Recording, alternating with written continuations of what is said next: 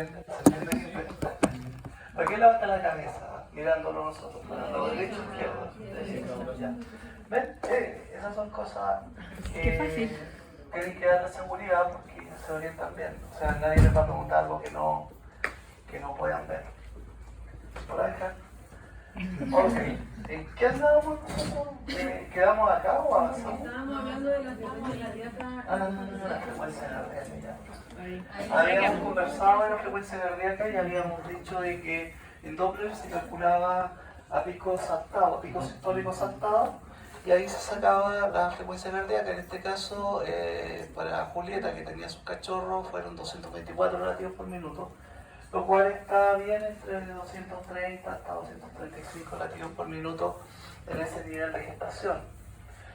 Se hacen dos cálculos que es importante, que es entre parietal y parietal, en donde vemos nosotros el reflemedio del cráneo con los ventrículos a ambos lados, porque son hipoicoicos, no los vamos a identificar, aquí están más o menos los ventrículos. Lo importante es que los calipers de medición se ponen entre parietal y parietal y tenemos que tener una especie de óvalo perfecto para poder hacer el cálculo.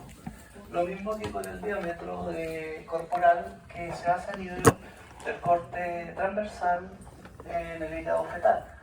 Entonces tenemos que mirar el hígado y tenemos que ver el estómago que está ahí.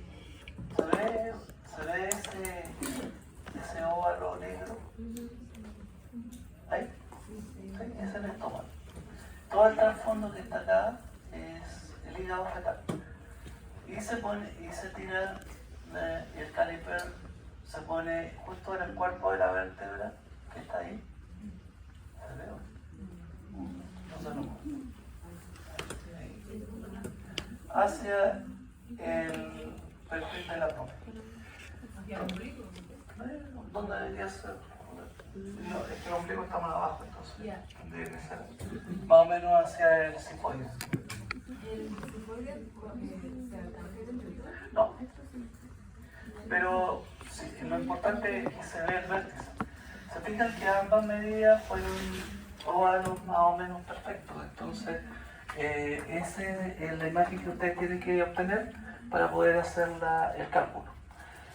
Acá lo que estamos mostrando es un Doppler con una abundante vascularización, todo lo que es zona de placenta. Y eso nos permite, digamos, evaluar si la placenta está bastante activa o no. De momento, toda esta evaluación obstétrica está normal. Cuando nosotros medimos latido fetal, en base al latido fetal nosotros podemos determinar si tenemos hipoxias. Pueden ser hipoxias severas o hipoxias leves. ¿Se acuerdan que habíamos dicho que la hipoxia leve iba o descendía la frecuencia cardíaca de 160 a 190 latidos por minuto? Y la hipoxia severa iban de 130 hasta 160, ¿no es cierto? O 150, me parece. ¿Doctor? En la clase pasada dijo que 60 no había hasta 25 días y después nos saltaba los 39 y ahí había. Pero ¿en qué momento, en qué semana, en qué día sale la placenta? ¿Me creen que no te escuché? Voy para allá. En la gestación, en la imagen de la gestación de los 25 días todavía no estaba la placenta, no había placenta. Pero se está empezando a desarrollar la placenta todavía. Desde los 25 días hacia Más o menos 19 días en adelante. Pero eso lo vamos viendo de a poco, ¿ok? Hola, doctora, disculpe, doctora Zamora, disculpe por empezar a la hora. O más o menos a la hora. Ok. Sí, más o menos a la hora. Me cambian la sala, me decía. Bueno, ahí vemos al feto moviéndose con algo de irrigación. Esa es una vascularización normal desde la placenta hacia el feto.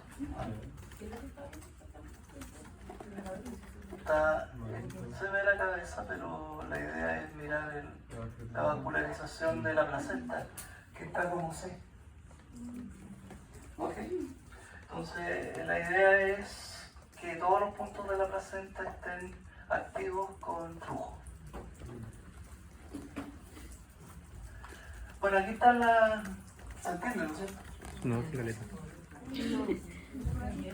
Se parece la clave La del fila GTA. superior, en la fila superior nosotros estamos calculando el edad gestacional de un perro, pero con una gestación menor a 40 días, es decir, en la preñez temprana. ¿Ok? Los parámetros que nosotros vamos a tener que determinar pueden ser, de hecho, son dos. Uno, el primero, el que dice DBG, ¿lo ven? El diámetro de vesícula gestacional.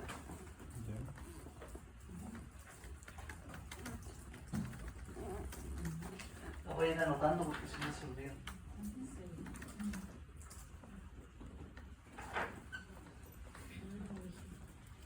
Entonces, estamos hablando de menor a 40 días gestación en perro. Entonces tenemos el DBG, diámetro, vesícula gestacional. ¿Ok? Entonces, la edad gestacional, eje es edad gestacional.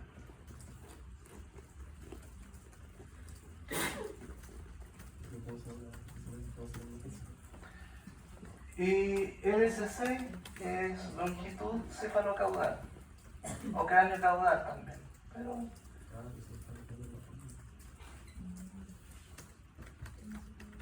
¿Son dos formas distintas de hacer lo mismo? claro, son dos formas de cálculo. En que primero la edad gestacional, calculada con el diámetro de la vesícula Cráneo gestacional, caudal. se multiplica por 6 y se suma 20. Y ese valor es nuestros días de gestación. El otro cálculo es la edad gestacional de la longitud cefalocaudal, que se multiplica por 3 y se suma 27. Yo ya ni me acuerdo de esto, pero ustedes tienen que saberlo porque la máquina me hace todo eso. ¿Ok? Entonces, tenemos que llevar una regla. No, tienen que saber multiplicar. O sea, usted nos va a dar todos los datos y tenemos que calcularlo. Claro, pues. Pues llevamos calculadora.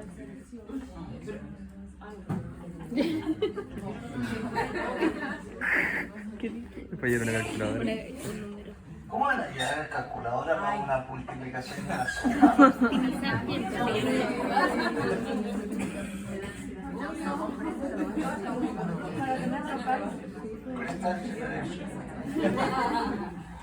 My God. ¿Qué hacen de nosotros cuando estemos viejos? Bueno, yo prefiero decir que estoy usado. Ok. ¿Se entendió bien? Sí. Ya. Sí, se supone. Ahora, ¿qué pasa cuando la gestación de perra es Ayer.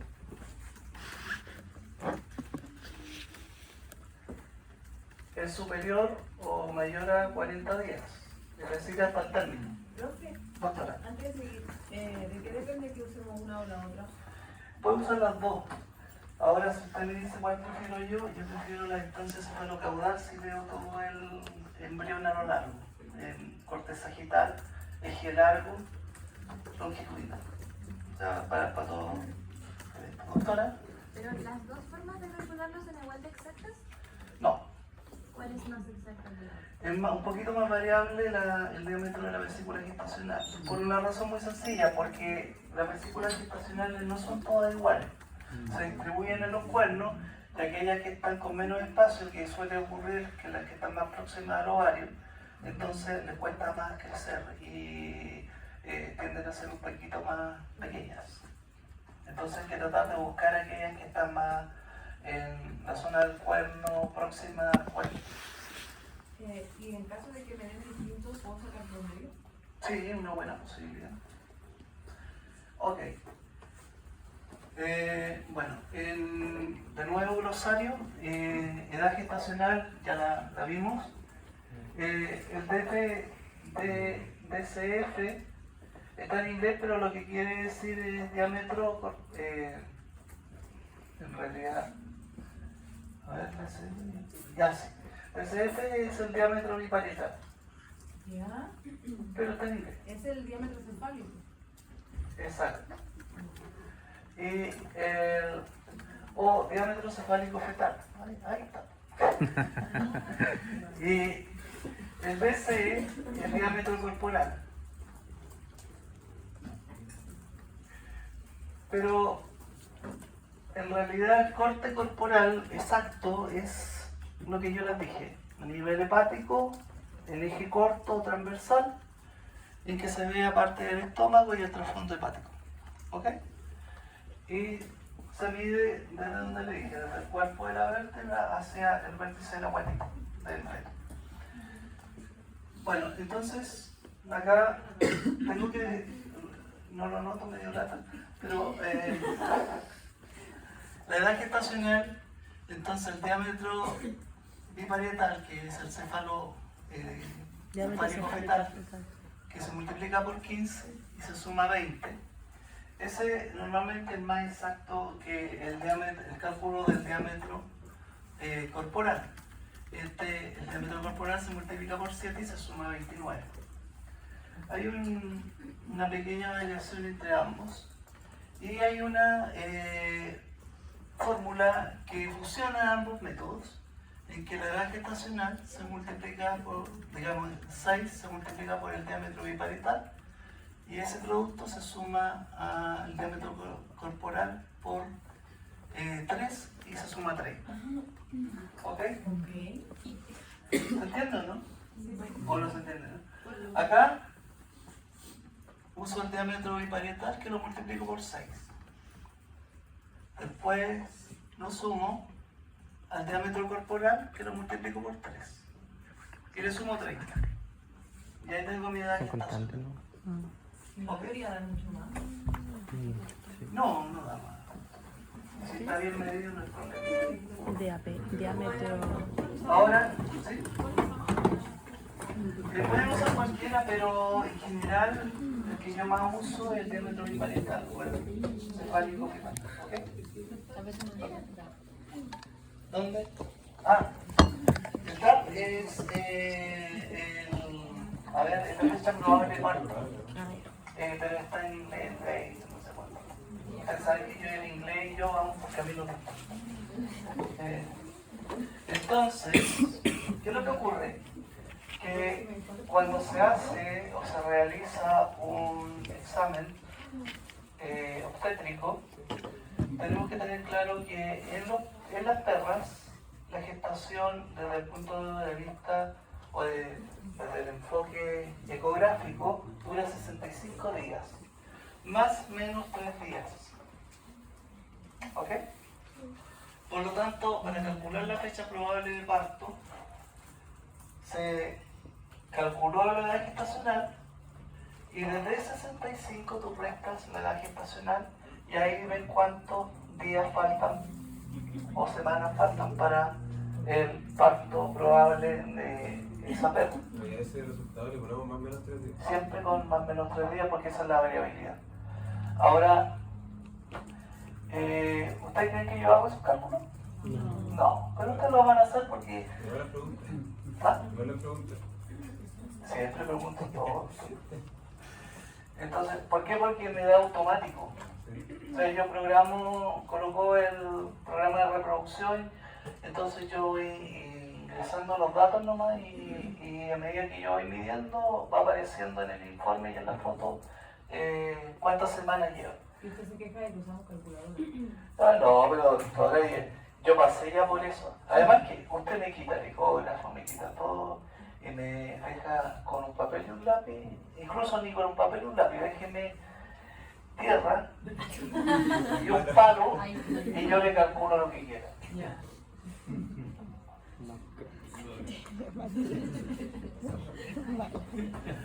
Que nosotros somos generación de hierro. Ok. ¿Se entendió bien? ¿Ayudáis de cálculo de parte? Punto aparte, sí. ¿Ok? Punto aparte. El diagnóstico de gestación de la gata. Solo se calcula el diagnóstico de gestación de la gata cuando la gestación va sobre o igual a 40 días. ¿Ok? ¿Por qué no se calcula menor a 40 días? Porque los parámetros que se usan para la perra son muy variables en la gata. Y además, la gata tiene algunas características que si no tiene las condiciones como para poder sobrevivir, tiende a reabsorber. Entonces, los embriones.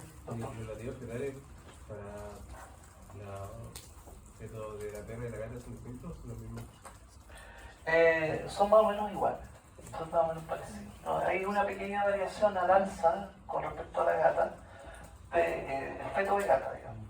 Pero más o menos lo mismo. En donde más nos complica a nosotros la hipoxia fetal es en la perra más que en la gestación de gata. Es más difícil encontrar cuadros obstétricos patológicos en gata. No quiere decir que no haya, las hay, pero son excepcionales. Bueno, ¿cómo calculamos nosotros? Primero, la edad gestacional se puede calcular mediante el diámetro biparietal o cefálico fetal por 25 y también y se le suma a esto, aquí debió haber sido con paréntesis, se le suma 3. Entonces ahí lo voy a anotar mejor porque si no va a quedar un poquito. Entonces esto es gata, lo vamos a poner en... Por eso lo voy a anotar en gata. Y gata siempre es mayor a 40 días. Por lo tanto, la edad gestacional ¿Diámetro biparietal o cefálico? es el diámetro cefálico fetal, o sea, el biparietal que va de parietal a parietal. Y ese se multiplica por 25, pero esto va entre paréntesis y se suma 3. ¿Ok? ¿Me siguen todos? Ya, eso se entendió bien. Ya, la otra forma de calcularlo es que la edad gestacional también, nosotros tomamos el diámetro corporal, lo multiplicamos por 11 y le sumamos 21.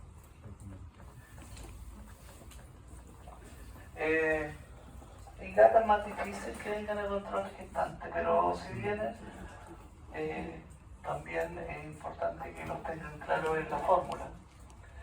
Ahora, desde el punto de vista ecográfico, la totalidad de la gestación de una gata dura 61 días, más o menos 2 días. ¿Ok? Por lo tanto, cuando nosotros colocamos o determinamos la fecha probable de parto de la gata, tenemos que al 61 restarle la edad gestacional y ahí tendríamos más o menos la fecha probable de parto, más o menos 2 días. Esta fecha probable de parto de la gata tiende a ser muy exacta, porque los gatos en general tienen más o menos el mismo tamaño, salvo el Maine and Coon, que es medio tremendo gato. ¿Ok? ¿Se entiende bien? ¿Hay dudas? ¿No hay dudas? Así de relajadito deberían ser. Sí, doctora, pero es que esta parte yo la necesito que entiendan muy bien. Bueno, hay otras cosas que son importantes que tenemos que establecer. El primero...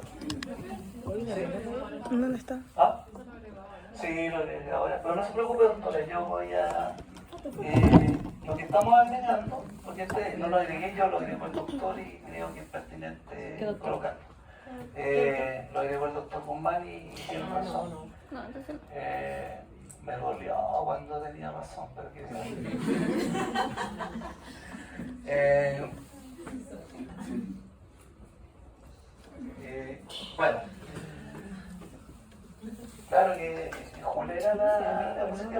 hacer los números.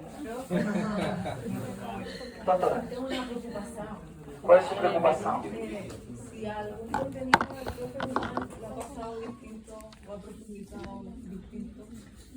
Nos vamos a poner de acuerdo en las preguntas. Ya. Por lo tanto, si hay una pregunta que él cree que no pasó, no profundizó, la vamos a variar o la vamos a explicar de otra forma. Y yo lo mismo con respecto a las preguntas. En general va igual. Bueno, la edad gestacional también se tiene que tener en cuenta ciertos parámetros que son importantes, sobre todo en perras. ¿Ok? Gestación de perras. Primero, la presencia del saco gestacional lo vamos a observar alrededor de los 20 días con claridad en cualquier ecógrafo. Salvo este que es más bacán, que lo observamos un poquito antes. El embrión se va a detectar alrededor de los 23 a 25 días de gestación, porque antes vamos a tener lo que llamamos, ¿se acuerdan? El saco vitelino, el saco amniótico y el alantoide. Ya. Está la vesícula fetal. Sí, pero en la distribución que yo les dibujé, ¿se acuerdan? Ya. El latido cardíaco lo vamos a detectar también entre los 23 a 25 días. De hecho, si ustedes no lo ven, se ve bidimensional. El 2B tú lo ves bien. Pero si tuvieras duda, le pones el Doppler, el cajón de Doppler, ese que, y ahí te va a hacer esto, como un semáforo. Malo, digamos, un amarillo, eso que nos pasamos a 100 kilómetros por hora. ¿Qué es lo otro importante? A los 35 días ya tenemos movimiento fetal. Ya entre los 33 a 39 días estamos viendo los óvalos anicogénicos del estómago y de la vejiga. Ambos producen líquido, por lo tanto se van a ver negros. Estómago y vejiga. Se ven como unos óvalos, digamos, con formaciones óvalas anecoicas, o sea, negras. ¿Ok? Después, pulmones e hígado se va a poder distinguir. Ambos van a tener una textura relativamente similar. ¿Por qué? Porque van a ser hipoicoicos. ¿Se acuerdan de hipoicoicos? Ya. La línea diafragmática tiende a separarlo y ahí uno más o menos se orienta cuál es cuál. Y por supuesto, lo que está en ese craneal es el pulmón, lo que está hacia caudal es el hígado. Entonces, por una cuestión anatómica. El riñón y los ojos lo vamos a empezar a ver entre los 39 a los 47 días. En realidad no es que se vean los ojos, se ven los globos oculares. ¿Ok? Otra cosa interesante es que las cámaras cardíacas se pueden empezar a identificar, sobre todo los ventrículos, alrededor de los 40 días. Y los intestinos, ustedes verán de que se empiezan a identificar entre los 57 a 63 días, pero hoy hay 4 niveles de identificación, porque en el último, sobre todo en el tercer y cuarto nivel, tú ya empiezas a ver el estratificado del intestino. ¿Se acuerdan del estratificado del intestino? O sea, la diferencia de las capas. Sí. Pero ¿qué se refiere con nivel? Ahí, el intestino se desarrolla en 4 niveles de desarrollo. El orden de la... Entonces, claro, en el primer nivel, tú no ves el intestino como una masa, ¿no? Redonda, como túbulo contorneado, de tipo hipoecoico, incluso ecogénico. ¿Ok? ¿De nuevo? Como túbulo contorneado, hipoecoico e incluso ecogénico. Y después ya ves el estratificado. ¿Qué es lo último que ves como nivel de desarrollo del intestino? El peristaltismo intestinal. Lo último. Lo último. Entonces, cuando ya estás en el cuarto nivel, no solo ves el estratificado, sino además ves los movimientos peristálticos intestinales. O sea, ahí nos estamos acercando más o menos a 63, sobre 60 días, 63 días más o menos en que vamos a estar evaluando. ¿Y qué pasa con los niveles 2 y 3? Los niveles 2 y 3. No lo vamos a ver, si esto no es un curso de ecografía, lo estoy ¿En qué nivel enseñando. aparece el estratificado? Entre el 2 y el tercero. tercero. ¿Cuál es la diferencia entre el tercero y el cuarto? En el cuarto yo tengo peristaltismo. Y las fechas del primer y el tercer. No, ahora se pulga el intestino, ahí van entre 57 y 63. Sí. ¿Hay duda de esto? Doctora. ¿Sería en la peor? En la gata. En la gata no está tan estudiado esto para el perro. Buena observación, doctora, gracias por la pregunta. Lo último que vamos a ver y que estamos claritos de que el parto viene ya, o sea, 65 días más o menos de gestación, o sea, bueno, un poquito antes que lleguen las contracciones, son los dientes. ¿Ok? Cuando vemos dientes, adivinen a dónde tenemos que ir. Si es un bulldog. Si es una perra bulldog, así de huevo, va a cesárea. ¿Ok? Si no le ven dientes, no la tiren porque si no lo van a sacar. ¿Ok? ¿Los dientes se ven hiperecuicos? Bien, doctor. Y con algún grado, como son chiquititos, con algún grado de sombra acústica dorsal. ¿Se entendió todo esto? Profe, esto, cuando tenemos que hacer uso de ello, ¿podemos tenerlo en una tabla o tenemos que sabernos todos los días a rajatabla? Yo creo que es mejor. Usted me está preguntando para la prueba. No. Porque para mí yo sé que puedo tener una tabla al lado. La puedes tener al lado, pero en general va a tener una tabla con más detalles.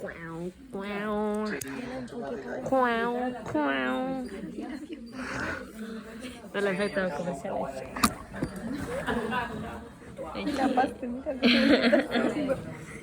No, Ay, yo creo que sería de lado. no, está desenfocado. Mira, eso Atinado significa que sería apropiado. yo veo la pura casa. Punto aparte, dos líneas para abajo. Patologías. ¿Ok? De la exploración obstétrica de la perra. Cuando yo hablo de obstétrica significa que son patologías que se están dando en la gestación. Cuando hablo ginecológica son patologías de matriz o del útero, pero no necesariamente excluyendo la gestación, digamos. O sea, no tienen que ver con la gestación esas patologías. Pueden ser después del parto, por ejemplo, y ahí ya terminó el problema. El principal problema que tenemos nosotros es que podemos tener reabsorción embrionaria. Aquí donde están las puntas de flecha, que viene del PELIC, que ustedes lo conocen. Vemos una vesícula vacía, lipogénica, muy homogénea, a diferencia de la vesícula que está al lado, en donde se le hizo un Doppler. ¿Y por qué se le hizo un Doppler? Porque vemos el embrión, pero queremos saber si hay flujo sanguíneo o tiene actividad sanguínea el mismo embrión. Está recibiendo y está saliendo sangre del embrión. Teniendo claro eso, nosotros sabemos que el embrión está vivo, a diferencia de la vesícula vacía, en que hubo una reabsorción. Ahora, ¿por qué puede haber una reabsorción? Puede ser desde un problema genético, de tipo incompatible con la vida, o puede ser algún tipo de trauma que pudiera haber tenido la perra y que en ese momento generó un impacto sobre el cachorro, cortando la irrigación del embrión. Entonces, el embrión tiene la característica de que si no está con un proceso de osificación, va a reabsorberse. Ahora, si es feto y tiene proceso de osificación, entonces se va a momificar. ¿Ok? Entonces, para que tengamos claro, ahora las momificaciones generalmente son fetos muy... no se parecen a los fetos. Son terriblemente deformes, muy heterogéneos, muy características de masa, entonces no tiene mucho que ver con eso. ¿Tiene mayor ecogenicidad? Si hay infección, sí. Vale, y si no, ¿cómo sé que es una momificación? ¿La circulación? Porque le ponen el cajón Doppler y ve si hay circulación o no. Ya. Como lo hicieron ahí, ¿te fijas? Claro, Lo pero hicieron en el puede estar recién muerto y no haberse momificado todavía o no haberse reabsorbido. Bueno, los fetos recién muertos, al igual que los embriones recién muertos, que los puedes detectar, ponen cajón doble, igual no vaya a tener identificación de flujo sanguíneo. Claro, por eso, ¿cómo lo diferencia de uno momificado en este caso? Lo que sucede es lo siguiente, un momificado va a estar deforme. El recién muerto, el feto recién muerto todavía conserva la estructura con cabeza, con cuello, con, digamos, toda la estructura propia de un feto normal. La diferencia es que cuando le pones cajón Doppler no hay vascularización. Ya, pero no hay cambio en la ecogenética. Hay cambio, se vuelve heterogéneo. Cuando la ecoestructura se vuelve heterogénea significa que hay distintos niveles de ecogenicidad y lo que se veía como normal se ve como masa ahora. Se ve todo mezclado. Punto aparte, endometritis. No me llegaba una perra con endometritis, por eso es que puse la del Pelica. Estas son dos vistas sagitales de dos situaciones más o menos distintas. Fíjense que acá tenemos una endometriosis, una endometritis, en donde la hiperplasia de la mucosa endometrial está irregular, con bordes muy irregulares, con un patrón muy heterogéneo, con características de fluido mixto, un fluido más bien complejo. ¿A qué me refiero con complejo? Que no es negro parejo, es un fluido heterogéneo. Y a la diferencia, a este otro nivel, nosotros tenemos una hiperplasia del ventrículo en B, digamos, tenemos una hiperplasia, de la matriz, con la mucosa aumentada de espesor, con escasa contenido de colecta, y la colecta que tenemos, colecta de fluido, es homogénea. Entonces son dos tipos de endometritis. Las dos se pueden dar en distintas formas, pero no depende de las características propias del cuadro, sino depende mucho de si hay infección o no hay infección, de las características de la misma perra. ¿Doctor? ¿Puede repetir más o menos? ¿Cuál de las dos? El chulo. A, B. Ahí hay una A y ahí hay una B. La A está arriba, la B acá. Son dos tipos, pero las dos son endometritis. ¿Cuál es la diferencia entre ambas? ¿Cómo los catalogaría usted? Repito.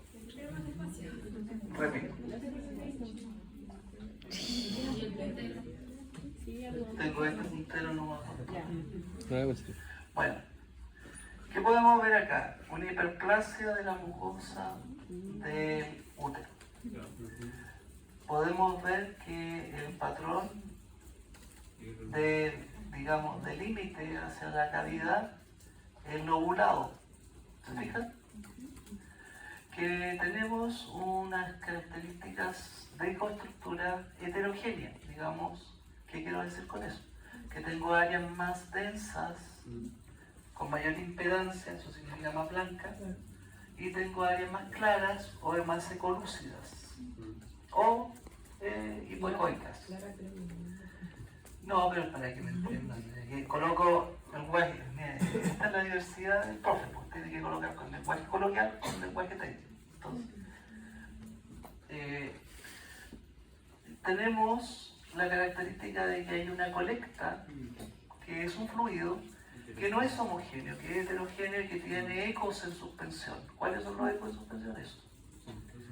Que pueden tener una conformación de brida. ¿Qué es brida? No es que yo sea suítico, es que es técnico. Es como si fuera un cordón. ¿Ok? Pero no existe cordón en ecografía, existe perita. Ahora, ¿por qué no te idea? ¿Se entendió o no? Ya, y ese tipo de endometritis, ¿cómo la catalogaría usted? Como endometritis. ¿Ya? Es que yo no te puedo, no quiero avanzar en una... Que hay dos tipos distintos, si no me dice cuál es la cosa. No, lo que sucede es lo siguiente, que estas dos conformaciones nosotros no tienen un nombre específico, o yo no le quiero dar el nombre específico todavía, porque esto es de especialidad. Este es un curso que es una pincelada, una acuarela, una cosa muy suave de ecografía. Vale, pero ¿de qué me sirve diferenciarlo? ¿Qué es lo que quieres? No, porque resulta de que, doctora, ¿cuál es la utilidad? La utilidad es que tú tienes dos imágenes que las dos son endometritis y que parecen distintas pero son iguales en el concepto de ecografía. ¿Se entiende o no? Se ven las dos imágenes en un útero y son endometritis. Acá en la B, que está ahí, B, ahí. Vemos una hiperplasia de la... Disculpe, doctora, es que no, la tentación es muy grande. Tenemos nosotros que la hiperplasia es un poco más homogénea de la pared del útero y la colecta también es homogénea, pero es escasa. Entonces, podemos tener nosotros cuadros febriles, por ejemplo, de tipo ginecológico, porque puede ocurrir de que se haya producido no en relación a un parto o en relación a una gestación y se haya desarrollado este cuadro y tengamos cuadros febriles a ecografía y no encontramos por ejemplo. ¿Ok? ¿Se entendió bien? ¿Hay dudas? Gracias. Bueno, este es un tipo de endometritis que es distinta porque es una hiperplasia endometrial quística. Esta sí la vi yo. Ahí tengo dos imágenes bien bonitas. Esa imagen que está ahí, en donde estamos midiendo el espesor, lo primero que tienen que ver es que está aumentada el grosor de la pared endometrial, ¿no es cierto? De la pared de la mucosa. La mucosa está hiperplásica y ya tiene focos anicogénicos a la forma de quiste simple. Lento. ¿Ok? ¿Se entiende el concepto de quiste simple? Negro parejo. ¿Ya? ¿Dónde es más evidente? La mucosa que está hacia la pared dorsal. Recuerden que acá donde está el ventral y acá el dorsal. Pero siempre se ve más de las cosas. No, puede ser acá también. Acá también vemos quistes, pero más pequeños, pero este es bien grande, este también, acá se ve más claro. Y acá vemos un yeyuno. Ok. Solo porque es chiquito. Y bueno, el espesor de mucosa y la pared. Ya. ¿Se entiende bien, no es cierto? Acá vemos también la vascularización. A ver si se puede mover. No se puede mover. Ya, yo pensé que le había puesto. Pero acá pusimos un cajón doble para ver la vascularización de la hiperplasia quística. Y siempre es muy vascularizada en la zona. Normalmente, cuando ves tú vascularizada la mucosa endometrial, cuando hay una placenta adherida, ¿no es cierto? Ahí ya la ves vascularizada. Pero cuando tienes una hiperplasia quística endometrial, no, digamos, ahí se vasculariza, pero en una matriz normal no debería tener tanta vascularización. Entonces, si veo vascularización y no hay placenta, es patognomónico de hiperplasia endometrial. No es patognomónico, tiene que reunir todos los signos que acabo de decir. ¿Ya? Y ahí me dice, sí, hay una. Ahí confirmamos. Ahí confirmamos que hay una hiperplasia quística. Pero no es el gol de Stanford. ¿Por qué dijo de la placenta adherida? ¿Eso es normal? O sea, que se vean... Que acá no, como no hay placenta, hay una enfermedad, y la hiperplasia quística está viendo mucha vascularización. Ahora, Disculpe porque debía haberlo puesto en filmación para que se viera. Pero es una vascularización semejante a la placenta cuando hay una gestación. Se parece. Acá tenemos otra hiperplasia quística, también endometrial. Se fijan que ahora tenemos otro patrón que es más ecogénica, la mucosa, y tenemos muchas más formaciones quísticas y son más concentradas. Acá también tenemos algo parecido. ¿Se fijan? La diferencia entre esto y eso, esta vista que está acá, es longitudinal. Y esta es la misma vista, pero es transversal. Y la característica esencial es que acá está la colecta un poquito más, ¿cómo podríamos decir? Clara y más abundante. Es más bien homogénea y muy anecoica. Pero acá la colecta, en la vista transversal, ya se ve como una colecta más compleja, es decir, tiene elementos de eco en suspensión. Acá en la vista transversal, aquí. A ver, ahí. ¿Se entiende? Punto aparte, otra cosa. Biometra. Yo voy a pedir disculpas porque la biometra que puse es la del ecógrafo antiguo, que Cambia un poquito. pero como ustedes tienen gran imaginación, el patrón Mickey Mouse es el más clarito de todos. Ya.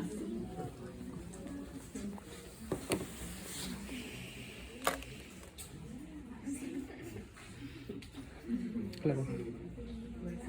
Entonces, aquí tenemos a Mickey y las dos orejas se las juntamos y por eso es Mickey Mouse.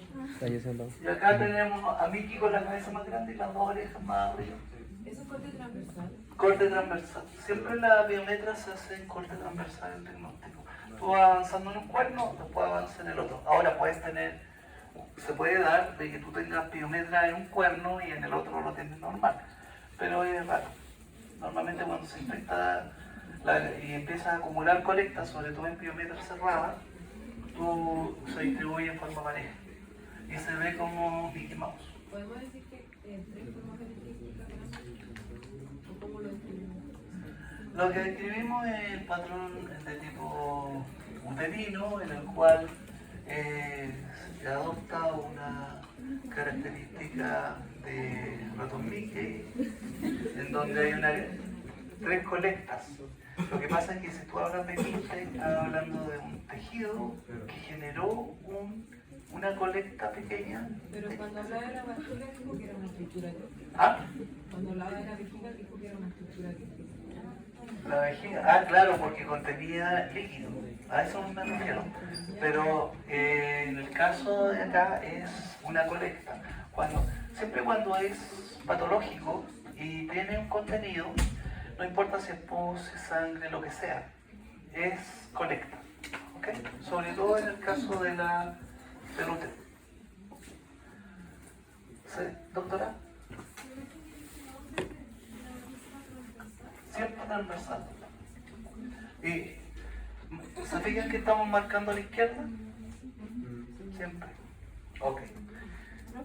Doctora. La colecta siempre se va a ver así como más homogénea. Generalmente la colecta no es homogénea. Acá, que es una basura de imagen, tenemos nosotros una colecta que es negruzca, pero deberíamos tener eco en suspensión. Es más, tú lo golpeas y va a haber puntos ecogénicos que van a estar en suspensión. Doctora. Doctor, con lenguaje técnico, ¿cómo definiría realmente la imagen? Porque le voy a decir que es alguna forma de Mickey Mouse. ¿Patrón de Mickey Mouse? ¿Patrón de Mickey Mouse? Sí, Eso no sí, es técnico. Enviar tres puntos que le... No, lo que se dice es... barrido se realiza entre mesogastrio y hipogastrio, se encuentra matriz uterina dilatada con, digamos, con colecta ¿Qué información? Bien, así como concreto. ¿Ah? Más lento. Lento. ¿Cómo bien? Pero con más rigor. Lento, Más lento. lento y el nombre que se entienda. Modulando, Como que dije. va. Ah, pero si estoy... No, más. Parece que te Pero- Yo pensé a la doctora para... No, más. Primero va a mi oficina y sálveme porque tengo que tener un tutor. Y la cuestión. Después la dejo de tutor y después me mandan a patar el trasero. Y se hago el doctor Pérez, ¿no? Y ahora me basurea la clase. Ya, doctora, vamos a hablar de bien, ¿ok? Se realiza un barrido de mesogástreo a hipogástreo. El corte transversal. Ahora, si se pone más un mal en eje corto. Entonces, se observa colecta uterina con formaciones ecoicas en suspensión o formaciones ecogénicas en suspensión con un patrón de Mickey Mouse. ¿Se entiende? Doctora. La colecta puede variar de anecoica a hipocoica según la densidad. Siempre que hay hipoicoico es tejido. Pero ¿y si fuera pus? Es una colecta anecogénica con ecos en suspensión. O con bridas en suspensión. O con trazas en suspensión. Pero el pus es igual de anecoico que líquido. No, pues, mientras más densidad tenga, mientras más celularidad tenga, los patrones e incluso los coágulos forman bridas ¿Ya? estructuradas. Entonces lo vería un poco menos negro. Siempre va a haber menos negro. Ahora, ¿qué formación es la que está? Es un punto, es una traza, es una brida. Eso lo tienes que determinar en la vejez que lo vaya viendo. ¿Eso no sería como el logro? Se parece, pero no le pongan lodo acá porque esto está por ahí. Doctor, consulta. Doctora, Piometra, hidrometra, mucometra, ¿se puede diferenciar en ecografía o por densidad? la hidrometra sí, la mucometra no. Se diferencia mucho de la piometra, ni siquiera de la hemometra. ¿No tiene foto de una y otra? No, doctora, lamentablemente no se han enfermado los perros, pero estoy haciendo. Ya, pero en la hidrometra se vería Anecoico. anecoico y homogéneo. Exactamente. Y en la muco y en la brida se vería un poco menos anecoico. Sería una colecta compleja. Ya. ¿Qué quiero decir con compleja? Que es sucia, que tiene formación en suspensión. La muco igual. Próstata. Ay, esta cuestión me duele hasta el alma. Bueno, aquí nosotros hacemos un barrido en la región prepúbica, detrás de la vejiga, ubicando el cuello vesical. ¿Se fijan que está el cuello? Ahora caché por qué usa tanto puntero, le quito el puntero al Tolino y... Ya, ahí está, te fijas, es el cuello vesical que termina el cono y rodeando la primera porción de la uretra tengo la próstata. La próstata se va a evaluar en cortes sagitales, longitudinales, eje largo, y en cortes transversales, eje corto, transversal. Tenemos acá, por ejemplo, una próstata. Bueno, aquí tiene con un cálculo de próstata. Acá tengo otro tipo de próstata. Estas próstatas pequeñas generalmente son de perros que han sido castrados. Y estas próstatas más grandes son de perros más viejos. Y este es un corte más bien sagital. Fíjense la forma de cono de la vejiga en su región terminal, digamos. Y esta vista es una vista transversal donde la uretra queda en medio. Y lo mismo con los de arriba. Lo mismo. La izquierda de largo. De hecho, en esta zona, no, ahí está en esta zona se ve una línea negra, no sé si la ven. Sí. Ya esa es la uretra, pero en corte sagital. Ahora, vean, esto es del PENIC. Doctor. Esto es mío. Doctora, Y la de abajo, donde salía la flechita, esa es una próstata normal. Porque tiene como forma de zigzag, ¿no? sí, tiene una forma de ala de mariposa. Se le escribe así. Gracias por la intervención, por eso me había olvidado esto. Dije que en el corte transversal la portada siempre tiene forma de ala de mariposa y el centro se ve una formación oval anecogénica. Ala de mariposa, formación oval anecogénica. En el corte longitudinal. Transversal. El transversal de Sí. la mariposa. Y el longitudinal. Toda la longitudinal se ve, ¿no? Formación oval o elíptica. ¿Ok? Acá tenemos una próstata normal. ¿La ven?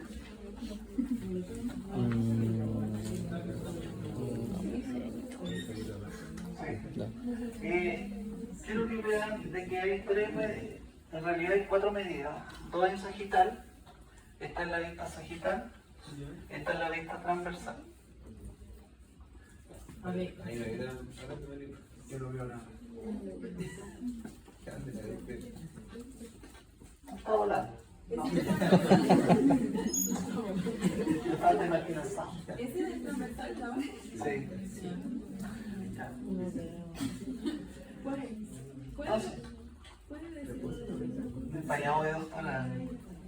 Paisana, espéreme. Se le da la paisana. Se fijan que hay, en esta vista sagital nosotros tenemos esta primera medida que es longitudinal. Esa medida longitudinal tiene que seguir el eje de la uretra, que está ahí. ¿Se fijan? Y la otra medida tiene que ir casi perpendicular, digamos, ahí, para ver el alto. El alto. Estamos midiendo longitud y altura. O espesor, que son sinónimos. ¿Se entiende la idea? En la vista longitudinal. En la vista transversal, que está acá, yo estoy midiendo este eje que mide de lado a lado, este que está acá, el ancho. Y acá estoy midiendo, ¿Cómo sé dónde tengo que tirarle el ancho? porque tienes que ver la ala de mariposa y el borde, de borde a borde en la parte más gruesa. Pero borde de una ala.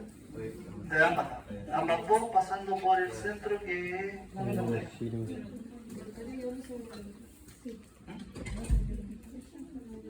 Ah, mira.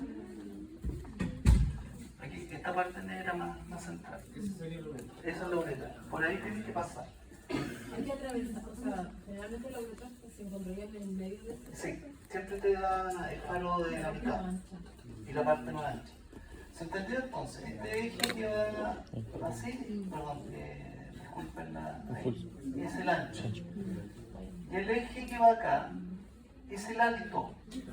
Entonces, ¿se fijan que tengo dos altos? Se promedian, bien, doctor. Por lo tanto, ¿qué es lo que ocurre? Yo tengo que tener la medida longitudinal, el alto o espesor y el ancho. ¿Se entiende la idea? Ya. ¿Por qué? Porque tú lo puedes comparar con los estudios de perros castrados y de perros no castrados. ¿Ok? Los perros castrados son los que más me interesan porque midiendo eso vamos a saber si hay hiperplasia. Pero cuando tú calculas longitud por ancho y por espesor o alto, vamos a ponerle espesor, todo eso lo multiplica por un factor que se llama 0,523, que es la fórmula, esta fórmula es una fórmula elipsoidal. ¿Qué dice? Creo que no se ve. Ya, le voy a prender la luz. No, no sé por la... Fórmula elipsoidal. Entonces lo que estoy calculando yo con esto, mi valor, el valor que va a salir acá, me da en centímetros cúbicos, por lo tanto me está dando un valor de volumen. 523. ¿Ahí? ¿Se ve o no? Más o menos. Longitud por ancho por espesor. Todo entre paréntesis. Por el factor 0,523. Esa es la fórmula elipsoidal.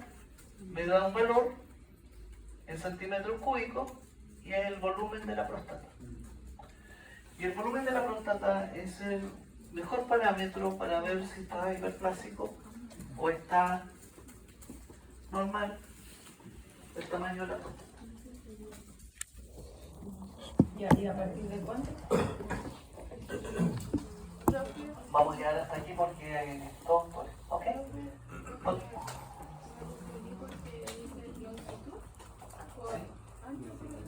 Sí.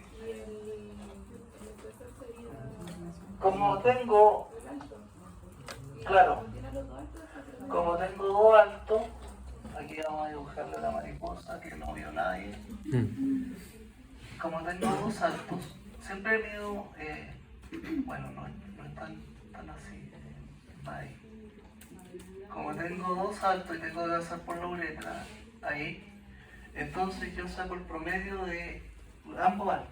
Uno corte sagital y otro el corte transversal. Y ese es el que me voy a poner como valor ahí. Y cuando está transversal es para sacar el ancho. Es para sacar el ancho. Y cuando está Cuando está longitudinal es para sacar el ancho. Se llama fórmula elipsoidal. Sí, fórmula elipsoidal. Pero para que lo conozcan. ¿Me puedo apagar la luz? Sí. ¿Se entendió bien esto? Ya. Ok. Esa, me parece que tengo una hiperplasia, pero no estoy seguro. Sí.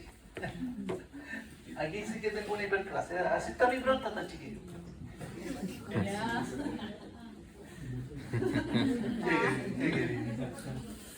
Bueno, tengo una hiperplasia prostática. No, yo, doctora, mire para allá. ¿Se ve la uretra o no en el corte transversal? Sí, sí, como triángulo. Bueno, es que está medio contraída ahí. Pues. Sí. Ya. Sí, cuando empieza a aumentar el volumen. Entonces, fíjense que el patrón desde el punto de vista ecoestructural es heterogéneo. O sea, tengo más manchones blancos con manchones medio. Y pues bueno. Lo otro interesante es que el granulado es distinto. Después vamos a ver a qué se refiere con granulado. Normalmente los tejidos tienen granulado fino o granulado grueso. Pero eso es parte de la textura. Eso es cuando tú ya lo quieres describir un poquito mejor. Lo otro interesante es que, claro, que la forma se exageró. O sea, ahí se ve más como la de mariposa que en la anterior. Y cuando nosotros lo miramos en sagital, vemos que tiene formas lobuladas muy irregulares. ¿Se fijan? Así como si fueran motas de algodón. No sé si se ve. ¿Qué es lo que tiene? Formas lobuladas muy irregulares.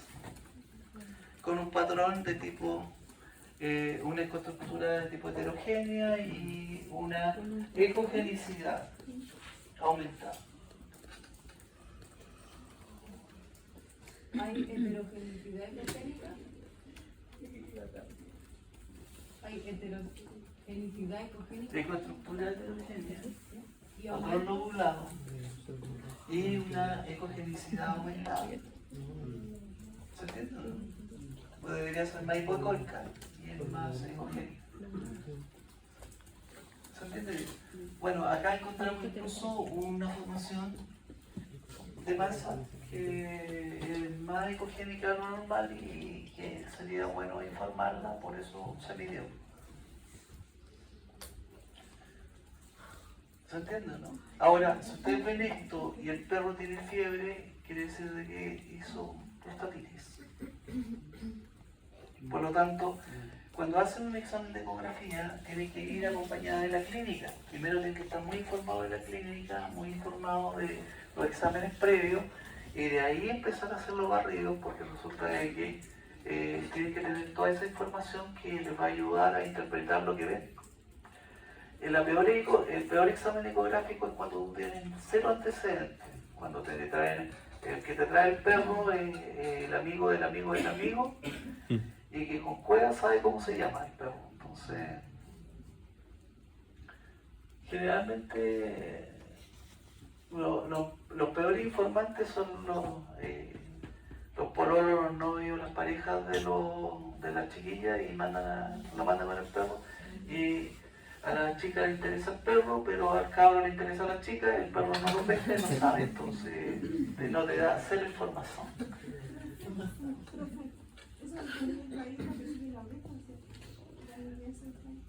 Claro, el paso por el medio de la uretra. Este no, sí, era de mariposa, sí. ¿No se ve? Transversal. Sí, corto. Miren, ahí se ve mejor una ala, después la otra ala se ve ahí. Pero acá aquí quedó guacha. Ahora, ¿cómo sé si es un corte transversal o longitudinal? Porque si es transversal, yo sé que esto va a estar medio redondo. Bueno, ahí está triangular. Pero acá debería haber una línea anecogénica de la uretra. ¿Doctora? En la imagen de arriba, ¿dónde tiraría el anto? Pasando por la uretra. De ahí, acá. Ahí más o menos.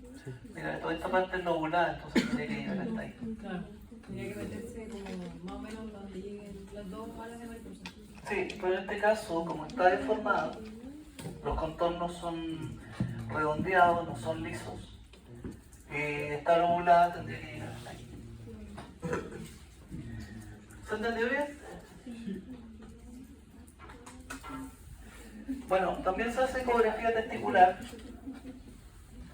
La ecografía testicular es una ecografía que ojalá se haga siempre con transductores lineales. ¿Por qué con transductores lineales? Porque no sé con quién tuve práctico, yo ya ando más mareado con los prácticos porque he hablado tanto.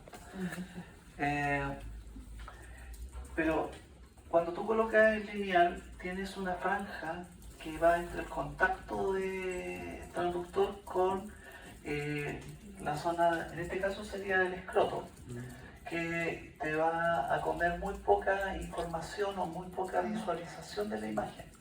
Entonces empiezas a ver imagen al tiro. Si lo haces con el transductor microconvexo, te va a dejar un halo sin imagen bastante más profundo, ¿no? Entonces, si se fijan acá, ambas fotografías están hechas, o ambas imágenes están hechas con transductores de tipo lineal. Entonces, ¿qué podemos identificar?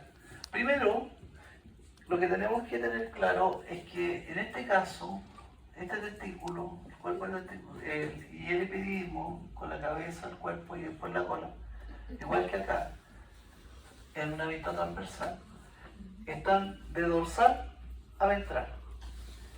Y cuando tú tomas la imagen del perrito, mi perrito está de cubito supino, alias cubito dorsal o de espalda al loro. ¿Se entendió o no? Ya. Por lo tanto, voy a ir de ventral a dorsal.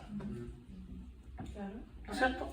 Por lo tanto, ¿qué es lo que va a ocurrir? Que yo tengo acá la ecoestructura con un granulado fino. Es un granulado fino, chiquillos, para que lo conozcan. Del testículo que es ovalado. En donde está la flecha, en la vista longitudinal, yo estoy viendo una línea blanca. Ese es mi mediastino. No mío, del testículo. Y la línea blanca que indica esta cabeza de flecha, así redonda, se llama túnica albuginia. ¿Ok? Estaría dorsal. Y estaría hacia dorsal. Más hacia dorsal debería estar el epidismo, pero en esa imagen no se ve.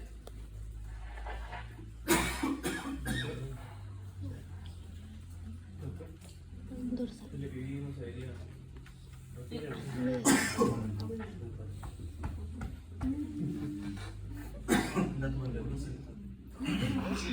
Ahora sí. ¿Qué tipo de hipófisis? Buena pregunta. ¿Suele verse o no? Sí, se ve menos ecogénico, o sea, se ve más hipoicoico. ¿Y cuándo? Sí. Entonces, tuve que mirarlo a acordarme. Entonces, acá yo tengo la vista longitudinal, pero acá tengo la vista transversal, o eje corto. Entonces, acá yo veo el punto blanco, ¿no? Y ahí se ve el punto blanco. Ya, el punto blanco que están viendo, redondo, es el mediastino. Digamos, todo el tejido que lo rodea es el testículo. Y esta línea blanca que tenemos acá es la albuginia, y aquí hay parte de la albuginia, pero vemos otra formación que está más negrita, que es hipoecogénica, que es el epididio. ¿De nuevo, perdón, qué? Es que no puedo anotar primero, ¿vale? Mediastino ahí, punto blanco, esta línea blanca que está acá es la albuginia, y esta formación más hipoecoica es el epididio. ¿Me acuerdo medial? ¿Hay este separación? Está dorsal y es redondeado. ¿Por qué es redondeado? Porque lo estamos midiendo en transversal. ¿Pensamos medial? Ah, sí, pues más medial. Estamos largos. Ya terminé. Ya, profe. Estamos largos. Sí, son iguales. Tenemos que cambiarnos de vista. Estoy embalado. No, medicina interna. Me dicen, y eso, la medicina.